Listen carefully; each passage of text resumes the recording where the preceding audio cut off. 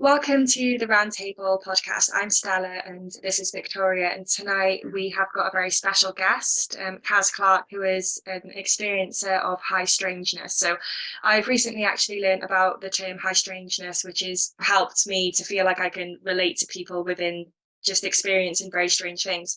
So high strangeness it's a measurement. It's to describe something that was highly unusual. So perhaps something that Caz had experienced. Low strangeness would be something that's a bit less unusual. We're going to be talking about unidentified crafts. So like orbs would come under. Yeah, like orbs. It's still strange, but it's not like crazy strange. Yeah. So in February 2016, Caz was a witness to a huge pyramid crossing from some other space or dimension into a field not far behind her house. Not only did she witness this craft, but several other craft that came from within it, but she also witnessed military involvement and interception of these crafts. And my partner is from this village, so I know various other people who not experienced exactly what you, Caz, have experienced, but I've heard about this before. Whispers. Yeah, before I even knew who you were and they could introduce me to you. So I met Caz at a Wake and Away conference in Watford in London in 2017, and turned out she lived down the road from me, a couple of villages over. And obviously, as Stella said, her partner is from that village. So if that isn't fate, I don't know what is. So anyways, without any further delay, let's speak to the Caz Clarke. Yes, thank you for coming Thank you. on and talking about this, and just thank you in general for the activism you're putting into something which is, not spoken about and laughed at by so many people. And I think within the next, 5 to 10 years, there's going to be a lot more people like you because of you're pioneering, paving the way so that other people can feel more comfortable to speak out about what they see. So thank you. No, thank you for inviting me on. This hasn't been an easy task for me. For the first 18 months after the event, I didn't speak about it. In fact, I didn't go outside of my house for 18 months. After I was intimidated and lent on by the mainstream press to remain silent, I did. But what I didn't realise was how profoundly it had affected me. I had PTSD, I still have it. I turned into a person that I don't like. I can't remember the last time I really laughed. I had my life threatened. I had that of my family threatened. I've lived on the edge, if you like, for the last 7 years. I've been ridiculed, hated by people who don't understand post-traumatic stress.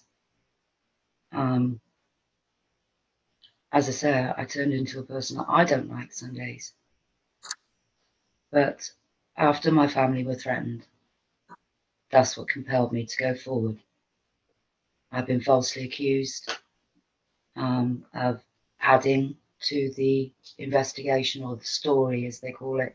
It's not a story, but people have watched the progression of the investigation. It was put out there that this was just a military exercise by the mainstream press and also by certain UFO groups who I won't mention, that have doggedly gone after me on different platforms to say this was just a military exercise. We've heard from the Ministry of Defence, and quite recently, after all of our questioning over the last 7 years, there were no military exercises in February of 2016, and that includes the 3.8 billion pounds worth of equipment they had in the air that night.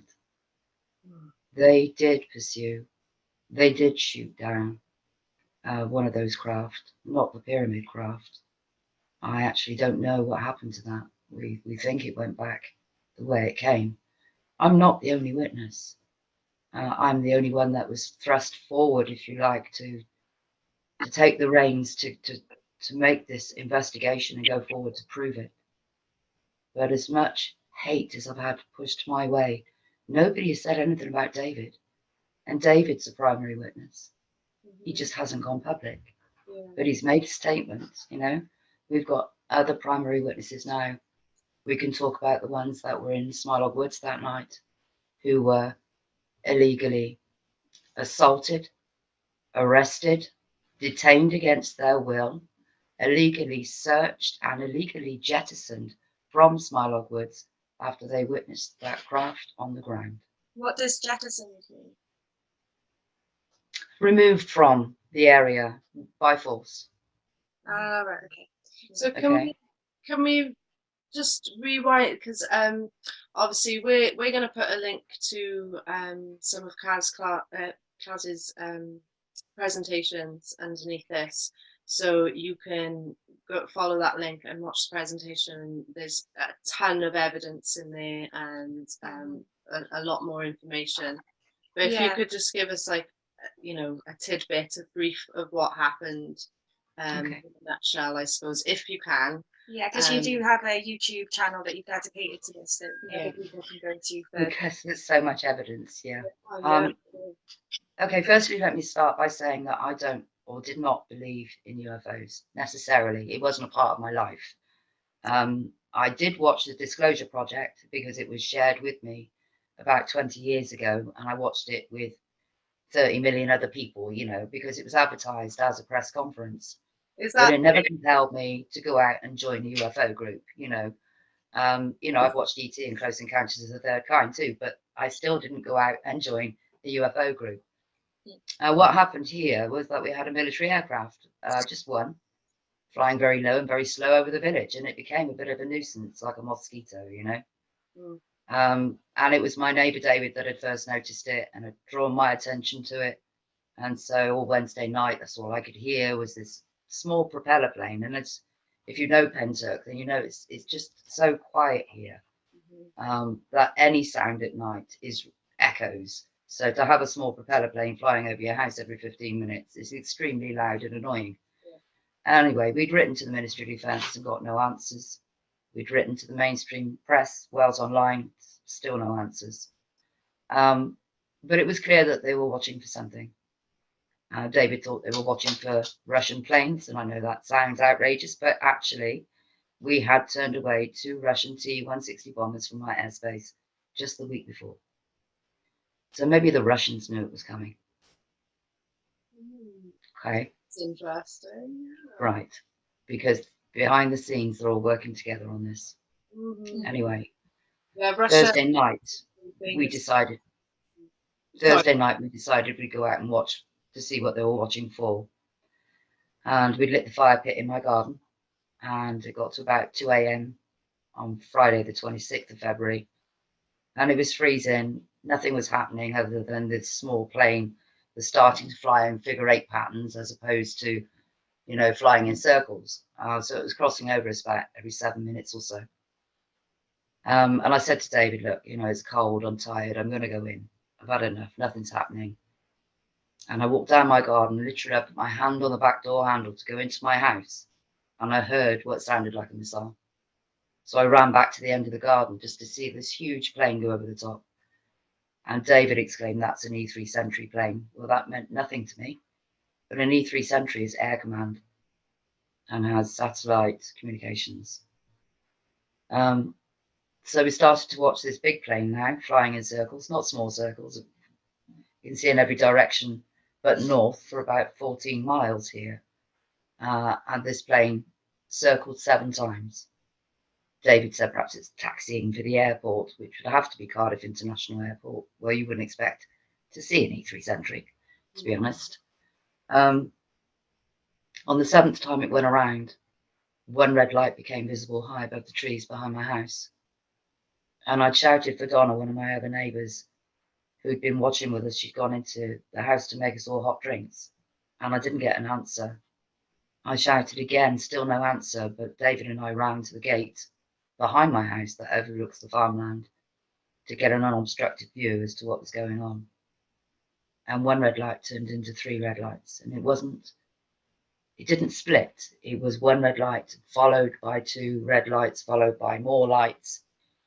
And it was a 3-sided pyramid that came in side on, point first, turning very slowly anti-clockwise, and as it did so, came down in a pendulum motion.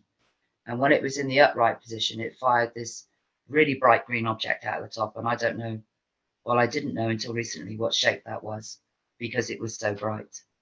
And that just moved across and above the trees to my left-hand side. The pyramid, meanwhile, still turning very slowly anti-clockwise, listed to the right-hand side and was moving away. So I stood on the 5-bar gate to get a better look through the bare trees. I said to David, it's landing, thinking it was actually coming down, when in reality the field rises there, and that is the foot of the Garth Mountain. And I don't know to this day why I was fixated on it touching the ground, but I was.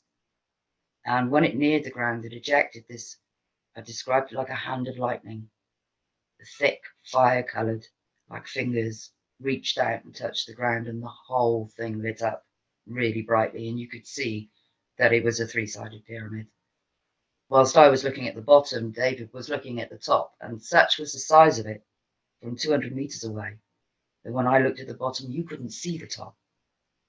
That's how big. Mm-hmm. And he said he saw 15 or 20 of he described as orbs come out at the top of this pyramid. And I didn't see any of those. I could sit here and tell you I did, but I didn't. And I heard the military planes coming. There were 2 I now know to be C-17s. I only know this through the in-depth military timeline that Gary Jones has put together, so we know what aircraft were involved. I don't know my aircraft. I could just about identify Cessna before this event. But anyway, these 2 military planes, bearing in mind I still stood on the gate, went over the top of me.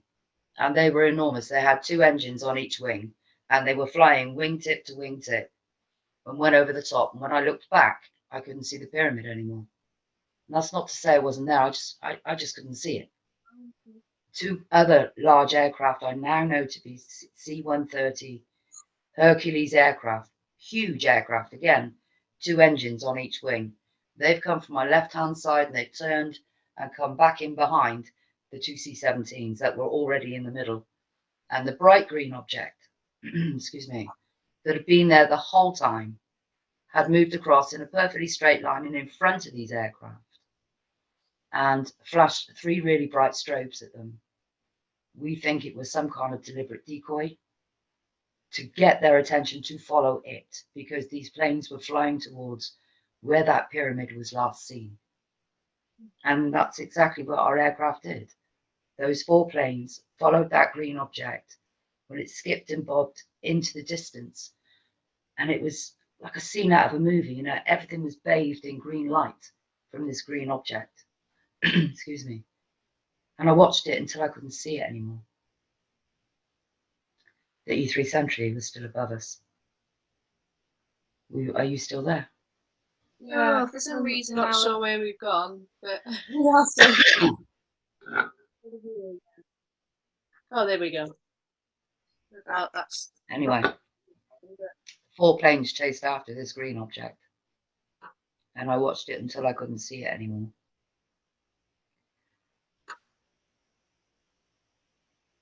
The E3 Sentry was above us. I don't know where the pyramid was, but we were approached by 2 barrel-shaped objects.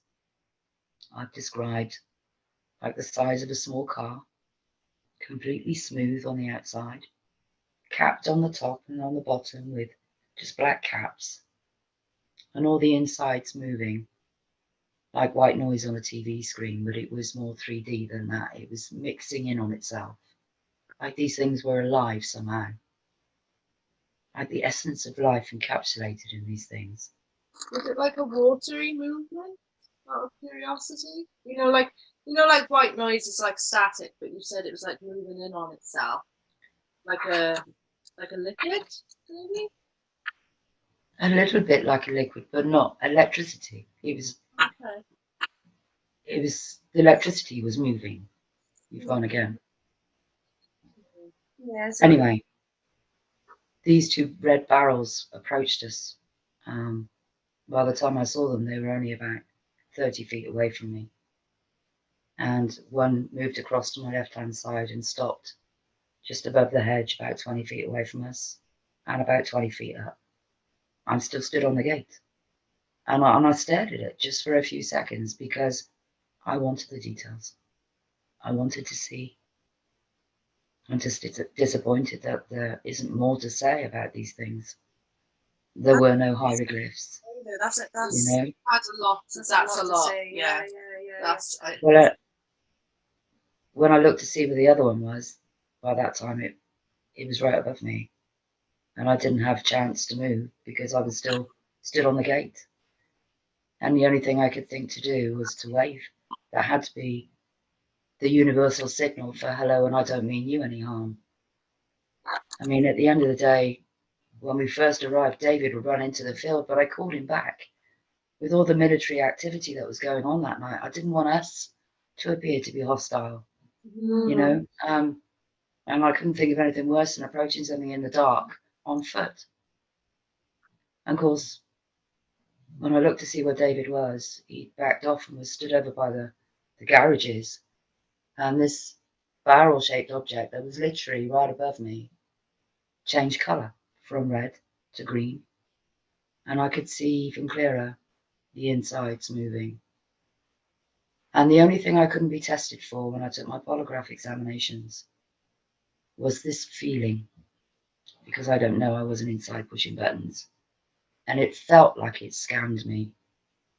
And what I mean by that is that I felt lifted from the inside, like this overwhelming elation, almost pure love. That's how it felt. And I did hear a man's voice, not my voice. Tell the world what you witnessed here. And I said, I will. Those are the only words that came out of my mouth. And I don't know if David heard that, or if it was an actual audible sound, or if it was just a voice in my head. And when I was first asked about that, I was too ashamed to even admit that. Things have gone on for too long now, and the whole truth needs to come out about this event. I've proven this was not a military exercise. The people that came afterwards, the clean-up crew, who were searching the fields where this pyramid emerged, because it didn't come down from outer space. It came through the space. Searching the fields wearing forensic suits, lied about their identity. Did you have an interaction with them in the fields? Like, did you speak to them, or? Oh yeah. Oh yeah. So they know who you are. David tried to, and the soldier that he spoke to, even though they told us they were Vodafone or a fracking survey team. Yeah, this I can't remember who, but and I spoke to my partner about this the other day. He can't remember who, but I remember at the time some of the boys from the village went up as well. I think the day after, and they got told that it was Vodafone as well. Really? Yeah, that was the first time I'd heard about it again before I'd even heard about you being a witness. Right. Well, because I only found out about them because of the Pentyrch Hub. And because people had put comments on there to say that there were these people in the fields, and because they camped behind the trees, you can't actually see them from the house. I didn't know they were there. And because of the different stories, were they a fracking survey team or were they Vodafone, kind of tweaked my curiosity. So I asked Stephen, one of my friends, to come over, and we'd go take the dog for a walk, and we'd go over and see what was going on because I wanted to get closer. And as we approached the gate, we saw two soldiers walking towards us. Not Vodafone. They were wearing full digital camouflage, carrying guns. And these guns had never been dragged around on exercise anywhere. They looked brand new, like they'd been stripped and oiled that morning. They did not have yellow caps on the end of them, implying they were carrying blanks. The magazines were black, not coloured. They were live guns. I was told then that they were doing a military exercise in case of an emergency situation, if I saw anything funny going on in the fields. And I said, well, you need guns for that, do you? Yes, we do, was the answer. But they didn't stop. They continued walking. So that's three different explanations as to who these people are. They were either doing a military exercise, they were a fracking survey team, or they were Vodafone. I can just imagine how they reacted to a fracking survey team. Well, that went down like a lead balloon in the village. That's not what I'd say normally, but as I'm being recorded, that's what it was. We'd walked around into the field where the campsite was, and initially we started to walk around the edge of the field, and I said to Steve, look, I want to get closer. And so we cut across the field, and as we did so, we were charged at by, I now know to be, a pit bull type dog. And they're not small. This thing was huge. And I said to Steve, pick my little dog up because I didn't want her to get bitten. And this dog started circling us. I've lost you again. Right, we're here. It's just zooming. Okay. And I could see two men in the end tent. And I shouted at them, you're no country boys, are you? This is lambing season. Put your dog on a lead. The farmer's got a shotgun. He's not afraid to use it. With that, the guy's called his dog, and instantly that dog's gone back. And I had this answer, what? And that was my in.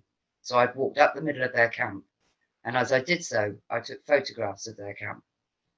And everything was in perfectly straight lines. There wasn't a drawstring at a place. If it was our campsite, Vic, there'd be drawstrings, we'd be falling over them in the middle of the night, yeah? But no, these things were perfect, absolutely perfect. And I got to the tent with these two men in. There was an older gentleman who was in his 60s wearing gold-rimmed half-moon glasses, operating a laptop-type device, only it wasn't a laptop. It was 1.5 times at least the size of a laptop in a steel case, and he closed the lid of that case when I approached them because he didn't want me to see what they were doing. The other guy standing, I later found out was supposed to have been security for the camp, but I'll tell you about him. I asked them who they were. They told me they were Vodafone. They asked me and insisted who was I, and I said, well, I'm a local resident. Who are you? So again, I had to ask them twice, and twice they told me they were Vodafone. So with that, we've gone back to my house. Donna, one of my other neighbours, wasn't happy about that. She said, no, we need more evidence. I have to go down and see what they're doing in the fields. And they were searching the field where this pyramid crafter come in wearing forensic suits on their hands and knees. And any time anybody would walk past them, they would all stop what they were doing, stand up and stare at you. And it was spooky, like a 60s cult movie, like nobody would move. They just stand there and watch you until we're outside and continue with what they were doing. David tried speaking to one of the soldiers there, and he was twitchy and looking over his shoulders as if to make sure there was nothing in his sight. But nobody would answer any questions. Donna had gone around and to the disused quarry behind us, and the road for the quarry is lower than the fields. And so she was able to get around and underneath them to hear what they were saying. And they were searching for something. Hurry up, find it. They were looking for something. They were also triangulating a satellite into this area because they had 3 of those laptop-type devices. Yeah, when you only need 3 of them to triangulate something. And I think they were actually beaming a frequency or monitoring this area because I didn't believe in stargates or portals. I thought that was all part of science fiction. But I saw that come through a veil into our world. There was no distortion in the sky, no big ring opening, for this thing to come in. It was just like approaching a vehicle in fog. First you see 2 lights, and as you get closer, you see a few more lights and realize it's a truck, not a car. And as you go past, you see it's the big soft drinks truck, Yeah. And that's what it was like as it emerged out of the darkness. Well, that night we decided we'd go over and skywatch. And the guy that had the dog earlier that evening, the one that I said was security, was there, and he was breaking nightsticks and putting them around the camp. And I don't know where the rest of the soldiers were, because let's call them that. That's what they were. Whether they were out being debriefed somewhere or they'd gone for dinner somewhere, but they weren't in the camp. Only he was. And he saw us standing there with our night vision cameras and came over to see what we were doing. And I said, well, we're sky watching. Who are you? He said, "Oh, I'm security for the camp." And I said, "Well, are you here because of the UFO?"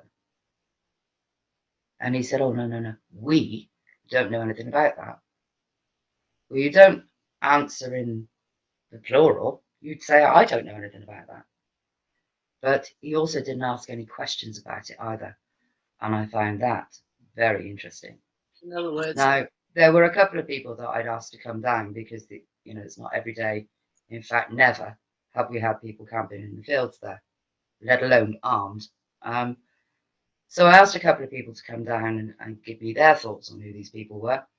And because they weren't here earlier in the day, for their benefit, I said to this guy, "Why were you wearing white forensic suits searching the fields on your hands and knees?" And he said, "We were looking for mock mines." So I said, "You often send civilians to look for mines wearing paper suits." I said, "Because that's a sure way to find them." He didn't have a sense of humour, but we all laughed, There goes another one. Anyway, short while later, the rest of the group came back, and he opened the gate and let them in and went back to the campsite with them, and then came back and said, "Will you be here for long?" And I said, "Well, I'll be here for as long as the sky is clear." And then he said, "My commanding officer's not going to like that." So I looked at Stephen and I said, "I didn't know Vodafone had a commanding officer." He said, "Well, he's going to want to speak to you." I said, "Great." I said, "Go and get him." So he did. And this very stocky, well-built, angry man came out to us with this guy, the security man. "Have you got permission to be here? You're trespassing." So I said, "No." I said, "I'm not trespassing." I said, "That's a public footpath." And he got a bit more animated and pointed to the public footpath and said, "No, no, that's a public footpath." And I said, "Are you kidding?" I said, "That's like 12 feet away." "Have I got identification?" was the next. And this is the moment that I realized there was something wrong with me. And I went from 0 to 100. And I said to him, "I remember the fascist war movies when they get on the train and ask you for your papers." I said, "I don't have to show you anything." I said, "We fought 2 world wars. We'd have the right to be free." I said, "As long as I'm not breaking the law or hurting anybody, I got a goddamn right to be here." But I was shouting at that point. So I'd gone from 0 to 100. And then it dawned on me, "Oh my God, Caz, that's not you. You're not like this, And he just stood there quite dumbstruck. In fact, his only words to me were, "I admire your passion." I said, "Well, it's not passion. People don't know their rights anymore." But he'd gone back to the camp because he knew there was nothing else he could say to me. that must have been a hell of an experience. Or like It's changed. mean, It's ruined my life, Vic. It's ruined my life. I don't remember the last time I laughed. It took away everything I thought I knew and destroyed it and replaced it with stuff I don't know and I don't understand. I still have my faith. I still have that. But what I've gone through over the last 7 years, I wouldn't wish on my worst enemy. And these people are supposed to be ufologists. But in 80 years since Roswell, no one has approached government in order to get disclosure. And that is what I intend to do.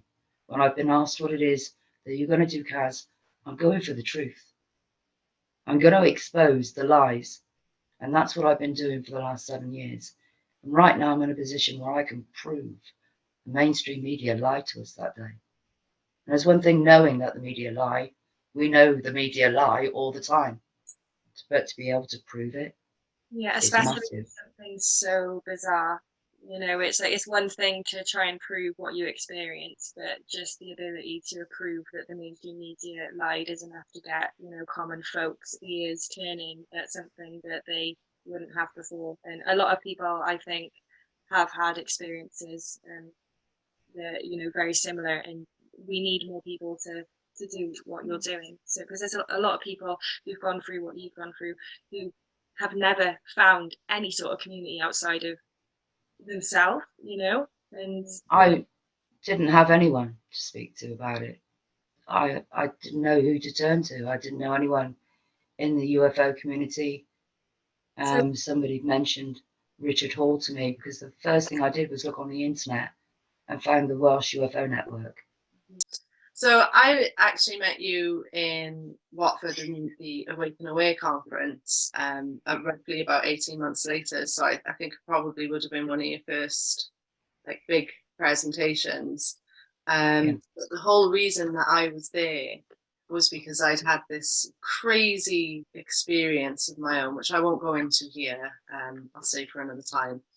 But it really left me in a place where I felt like I had no one to talk to. Like nobody could possibly understand what I had just witnessed. Like, so I went somewhere where I thought there would be other people who have seen, you know, crazy shit as well, and then I could connect. And lo and behold, there you were, giving your presentation, saying about Pentyrch, and I was in the audience going, "Sure, that's like somewhere in Wales."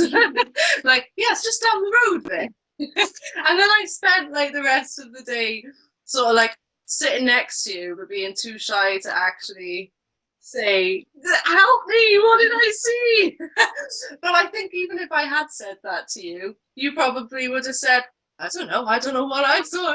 But the point is, it can leave you in a really vulnerable emotional state after you've experienced something that's just so completely out of the norm. So we just wanted to ask you how it affected you on an emotional day-to-day life, level, because all too often, we forget the emotional effect that this sort of experience has on a person. We are human beings and we are emotional beings, and to experience something like that, it can really turn your life. To be honest, I felt completely lost in the world for the first time in my life. Nothing made sense anymore. Everything that I've been told was the truth was a lie, and everything I was told was a lie is the truth. And it's one of the reasons why I set up the counselling service, which is available for free via my website, which is the Pentyrch incident. That's what a nice. I didn't want somebody else to be in the position that I was in. I'm still in, because I do have PTSD, even today. I want them to be able to speak to somebody without fear of being ridiculed. Hypnotic regression is also available to people for free. I don't take money for this. The people that I employ give their services for free, and they are fully qualified. I'm just a gateway. There's no third party involved. There's no information that gets passed back to me.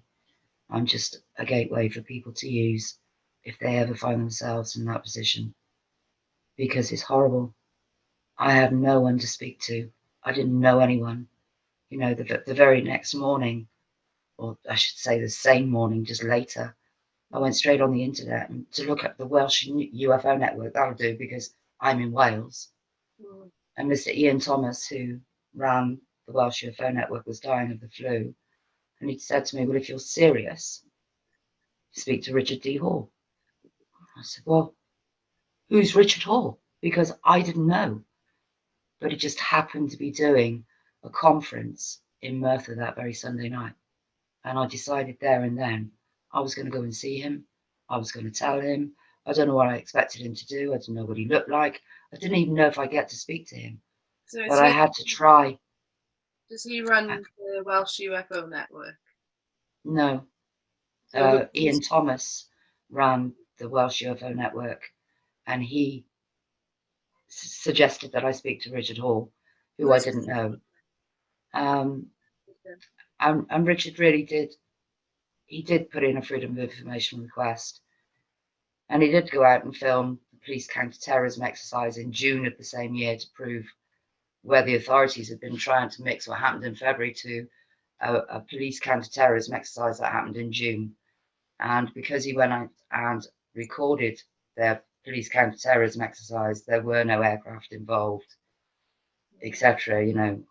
So we can prove the difference to the response that we had in February to something that was deliberately designed to throw people when they look back to 2016 about an exercise. Oh yeah, we had a letter, well, oh yes, they put up posters, we were all told about it.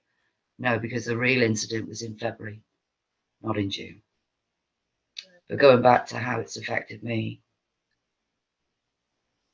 the Caz I used to be, I'm not that person anymore.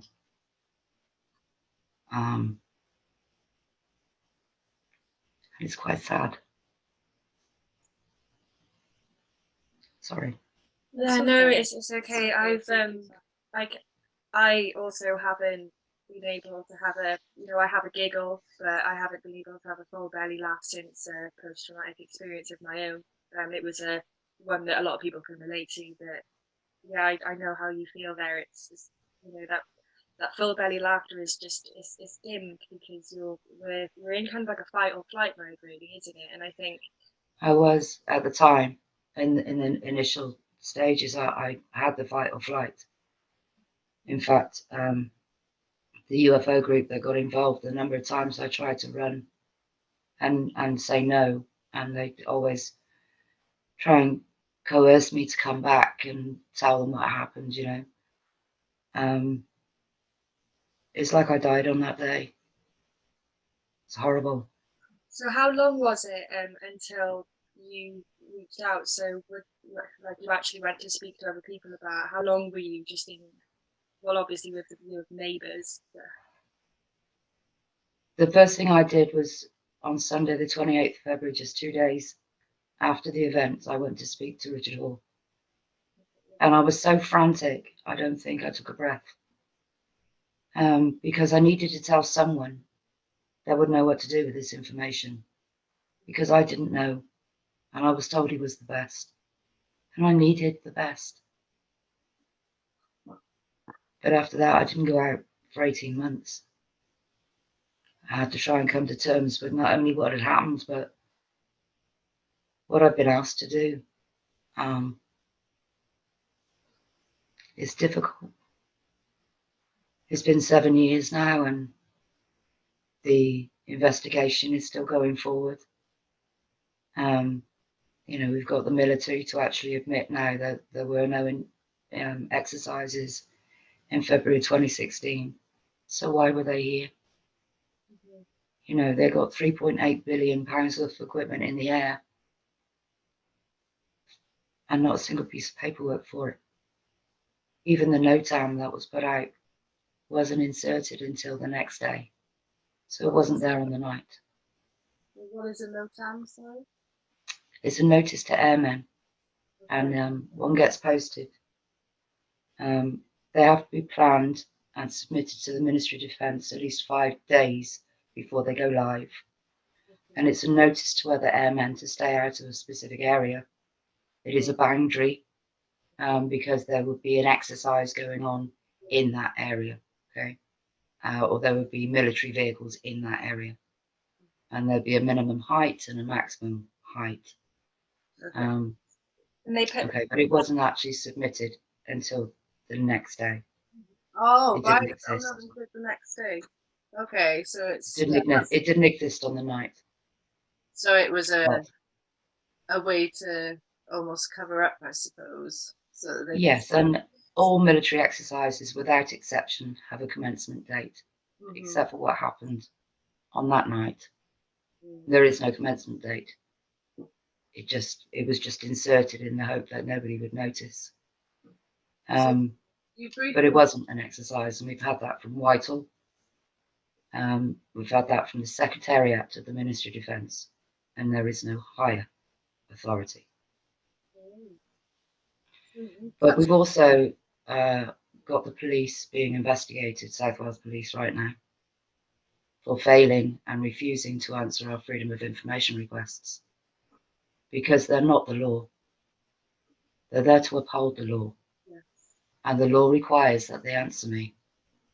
And they're trying, I bet they wish they had a section 26 to hide behind, but they don't.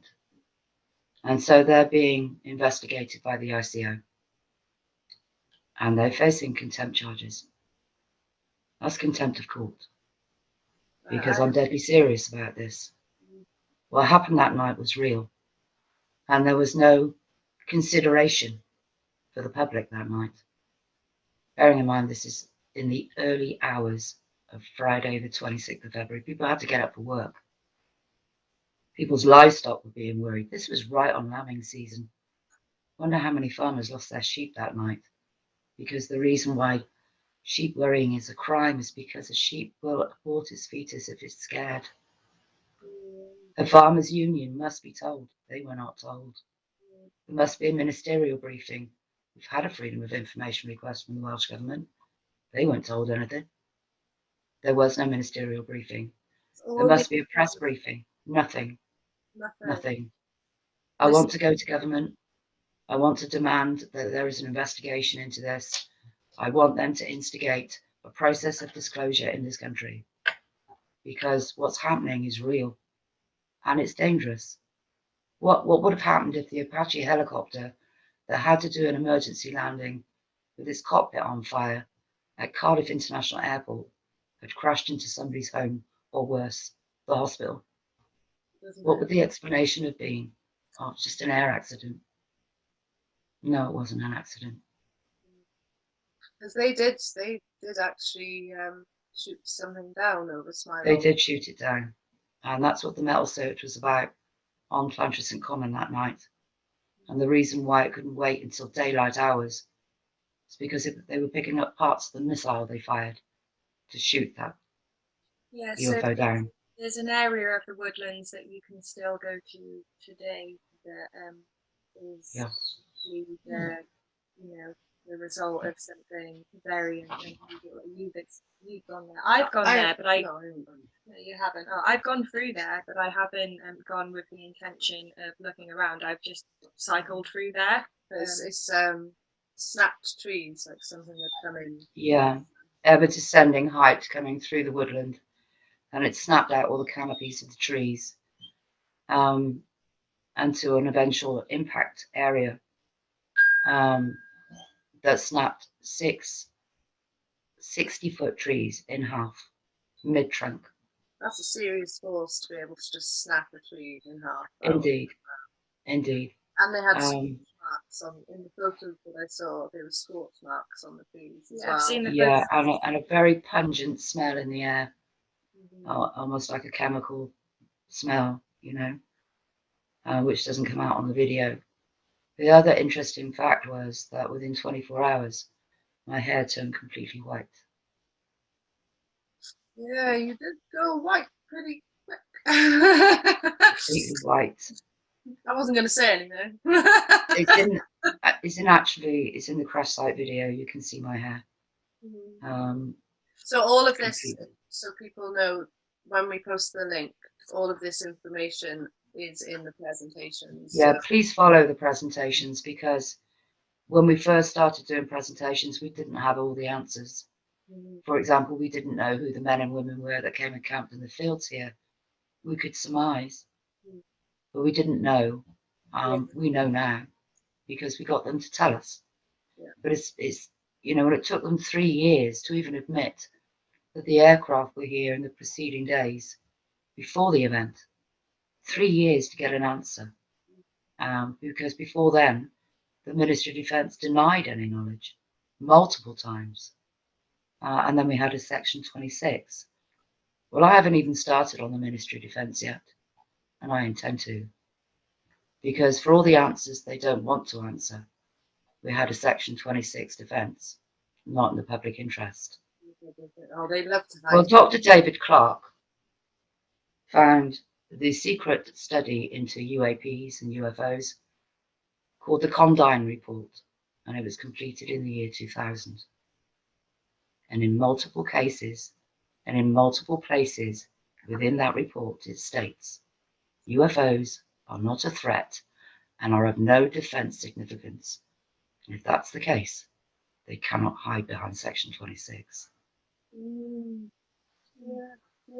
All right, so earlier you said that there's like a space force or something. Space Force. And is this something that I've read this recently? Is this quite a recent? Yes. And it's like all connected. It was in 2019, I think, that President Trump made Space Force public.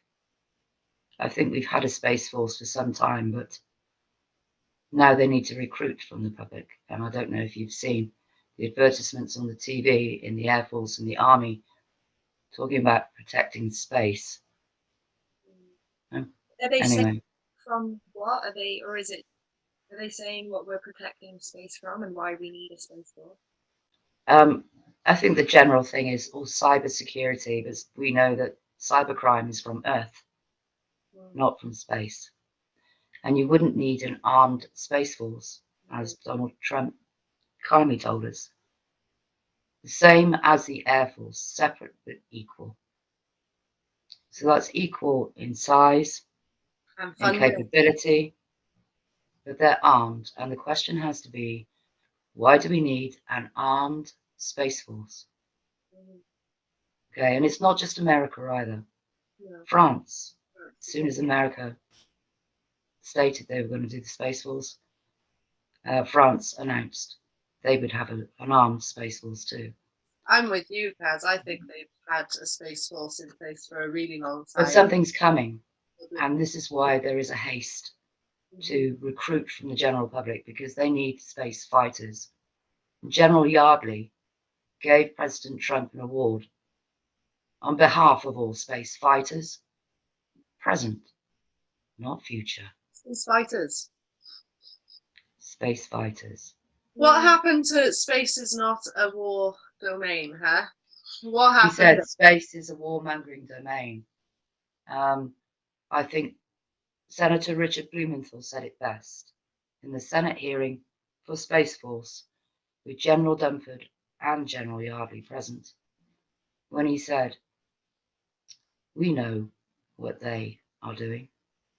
Our adversaries know what they are doing." He said, "And they know that we know what they are doing." He said, "But the American people have no idea. And if they did, there would be some great concern." It's all Right? It seems just like a lot of drip feeding, and there's a what's it called? Is it the Devon Triangle in Pembrokeshire in South Wales? It's kind of like a bit like a Bermuda Triangle-esque thing, but there's a lot of experiences that happen in this specific spot. I thought that the media were only recently, like in the past few years, talking about this sort of stuff. But in the 1970s, there was a lot of BBC articles talking about sightings, and it feels like there's like slow drip feeding, and then the recent balloon that was shot down, and now again words like extraterrestrial are being brought up. It's to settle the crowd really for something. The balloon video was for public focus.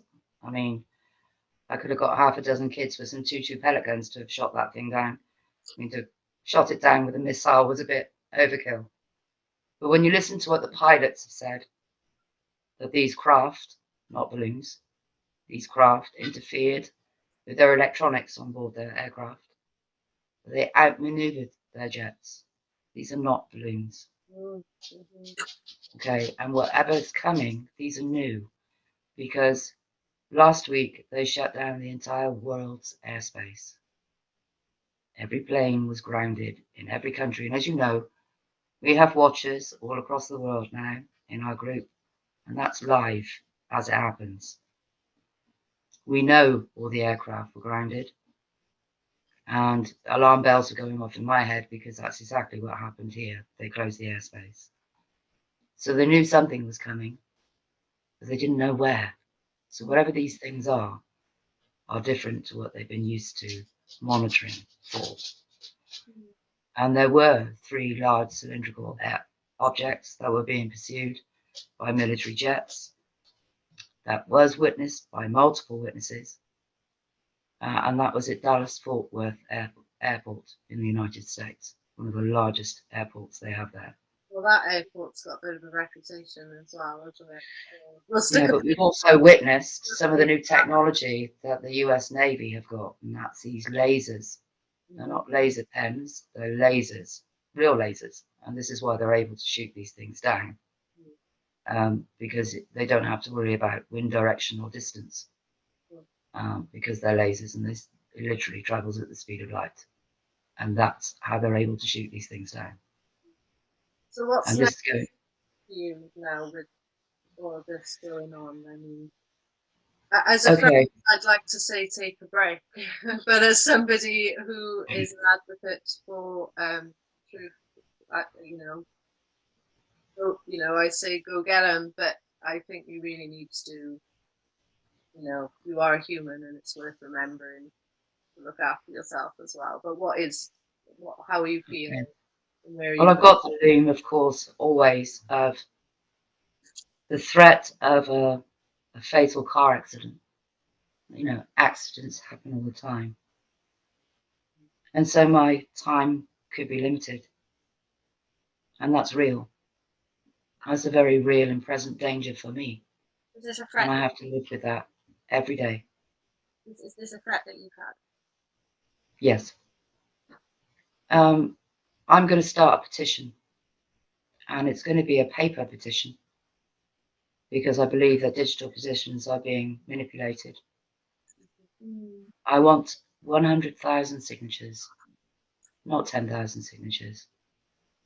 10,000 would get me a question asked in Parliament. And after the way they laughed at Rendlesham, I don't want that to happen again. 100,000 signatures, and I can place it in the hands of the Prime Minister himself and demand a change in the law, or at least for them to instigate a process of disclosure in this country. And I will not stop until we get the truth to what happened here, because it was real and it put people's lives at risk. Absolutely, and it's not just, I think the common folk, when we think about UFOs, extraterrestrials, it's exciting, it's fun, it's the next thing we want to see in the cinemas, and that's just not the reality of it. And people underestimate the emotional toll. Yeah, people ask for these experiences. People are going out there wanting these experiences, and with what you're doing, you're bringing light to. It's not just a fantasy experience that you read in a book. This shit's real, and we have every right to know what's going on in our reality on our planet to further understand ourselves. What has really astounded me is that 50% of the population know. Yeah. 50% of human beings on this planet know what's going on. So why can't the rest of us know? What's so wrong with letting us all know? If we're facing a threat, then so be it. We're facing a threat. Roll Space Force out across the world. Give our children a choice, a direction. That we come together as a race, as one planet, not as fighting amongst ourselves and different sects, together, because we have one planet and we are one race. And if anything happens to this planet, we're all gone. We have one thing in common. We're all human beings. And when Jean-Claude Juncker stood up in front of the whole of the EU and just said that he'd had the meeting with the leaders of other planets, not countries, that those that observe us from afar are concerned. What concern is it of somebody else's, what we do here? Nobody batted an eyelid. Everybody in that room already knows. That's so strange. Yeah, like there's why can't we? Within like new age kind of spiritual circles online, it's getting quite rampant now that people are talking about this sort of thing, channeling different beings and whatnot. So they should really be careful with that. But the point is that it's happening. It's not just being drip fed now. With the way that the internet is, it's going to very quickly seeking it out. Yeah. I mean, like I think we are actually talking about different types here. There are those that are present on Earth that have been here for an awfully long time, perhaps even before we were here. And they don't seem to be hostile. But what affects us also affects them, which is why I believe we're not allowed to use nuclear missiles. Don't worry about a nuclear threat. I was also going to Because say that about when you said about concern from other planets. Well, if we are testing our nukes in space, that probably is a concern for right, any other planets nearby. They're probably like, "What the hell, guys? What do you think you're doing?" So, well, this is why every nuclear missile we've launched in a test since the horrific Nagasaki and Hiroshima bombs has been hit out of the air by UFOs. This is why they have an interest in our nuclear silos to prevent us from using nuclear weapons, because it affects them too. But what's coming is new. It's not the ones that are here. It's not the ones that people, who go out and do CE5 make contact with. This is something new, and it's coming from space. And that's why we have an armed Space Force. we're certainly living in some interesting times. So we say. Well, I certainly have been in very interesting times for the last 7 years, and it has become my life, and I don't like it very much, and it's not my choice. I didn't choose this path. They chose me. So I have to go forward. For all our sakes, they need to tell us. We're not children. Everybody thought that we'd all run around in the streets and panic. And to be honest, when they said that they shot down those UFOs the other week, I think there'd have been a bigger rush if there was a sale at Lidl's. You're not wrong. Nobody seemed to care. Nobody seemed to care. No. Everybody's just like, oh, okay. As much as it won't affect us in our daily lives, we should be told, because it would prevent people putting themselves in danger by approaching these craft. And if I had any advice to give to anybody, don't get too close, because they make you ill. There's been lots mentally and physically ill. Yeah, at the talk that you did the other day in the pub, you guys are talking about how people well, you've got a friend, haven't you, that you took in visit, she's going for chemotherapy, and she entered the site and she was physically impacted, but she wasn't more unwell, she was actually feeling better. So that's just Right.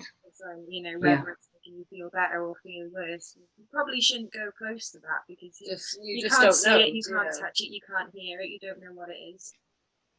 It's a bit like if you see a brightly coloured insect you've never seen before. You're not going to go pick it up, are you? Right. It might look bright and enticing, but maybe you should just find out what it is before you start messing around. I think if we are told and we know the difference, then it will prevent people putting themselves in danger. And that's what it's about. If they can have, like I have now, watches all across the world,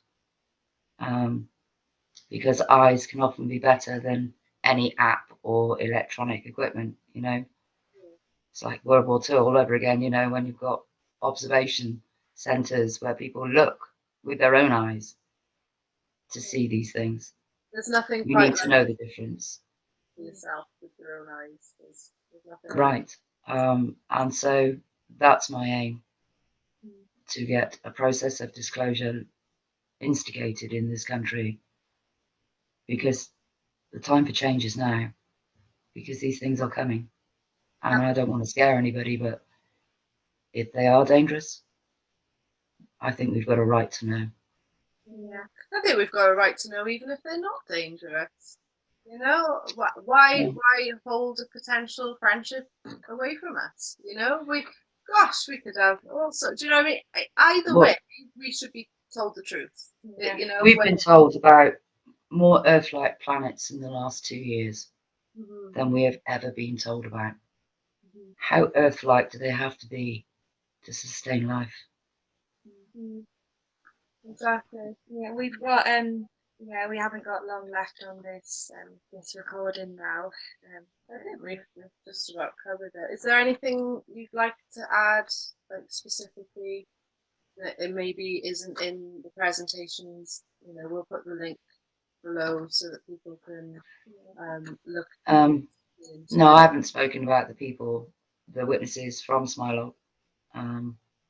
We could do another video more surrounding the logistics and other people's experiences. But yeah, really grateful for you to come on and express your all of your emotions, the darkest and Yeah. deepest that you've ever felt. It's really, yeah, the service you're doing is, I'm feeling it in my heart. Like I've got like, It's a service to humanity, Yeah. and we are grateful.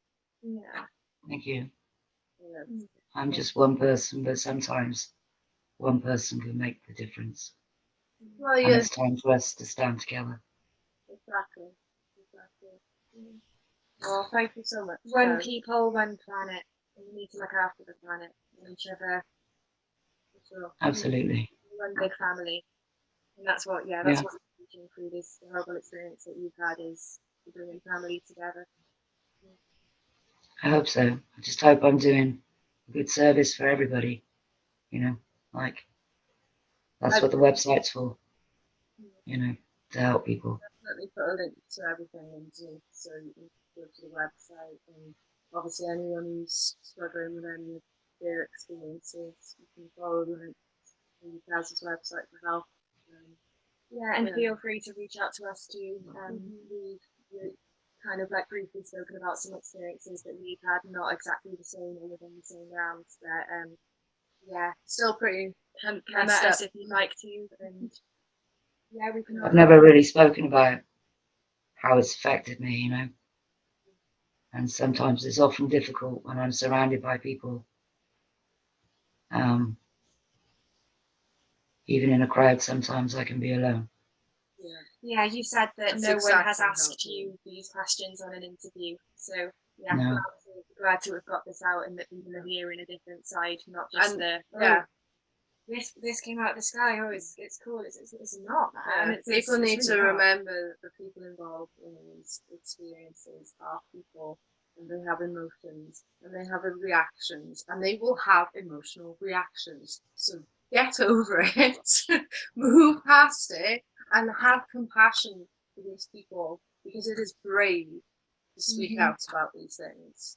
Yeah, and anyone involved or speaking about it needs to hold that compassion in them, and yeah, just what I said. Just remember they are people, and they have feelings. So yeah, on that, let me know. I'm gonna love you and need you, and thank you so much for speaking with us. And yeah, we will let you know when everything's up. And we'll definitely speak to you soon. Stay in touch. Yeah. Thank you, Yeah. Caz. Bye.